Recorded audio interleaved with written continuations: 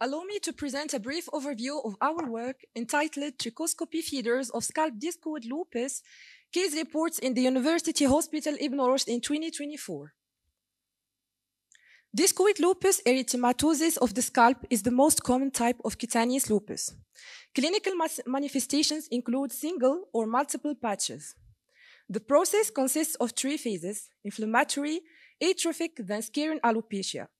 Trichoscopy is a non-invasive, convenient, and practical tool that enables an accurate diagnosis and unveils the diagnosis of different scarring alopecia.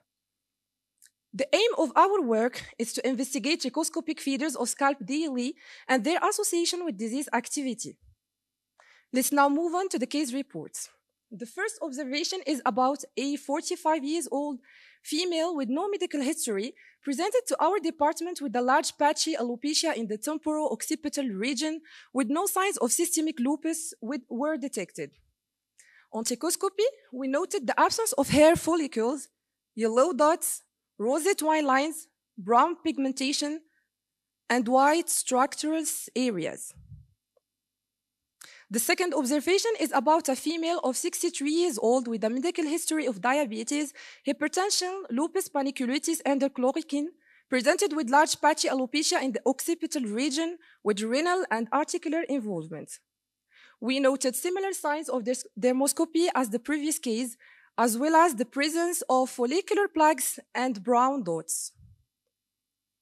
The third case is about a 32-year-old female with no medical history, presented with one patchy erythematous alopecia in the frontal region with no signs of systemic lupus. Herein, a specific sign called the sign of red spider. It related to a yellow dots with peripheral arborizing vessels. Herein, a 72-year-old female with a medical history of diabetes and hypertension presented with multiple patches alopecia in the scalp. No signs of systemic lupus were involved. The image of the dermoscopy noted the predominance of vascular patterns with polymorphous vessels. And the last one is about a 83-year-old female with a medical history of dementia and hypertension presented with single large patchy alopecia in the fronto-temporo-occipital region with renal and hematological involvement. As we can see, the predominance of vascular patterns, we noted the presence of polymorphous vessels, arborizing ones, and red spots. Let's proceed now to the discussion.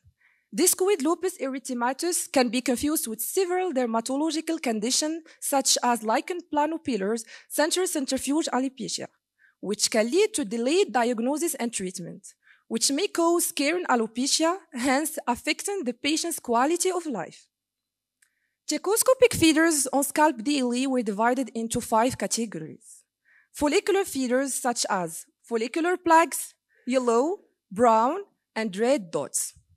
Perifollicular feeders, such as perifollicular scales, erythema, and blue-gray dots.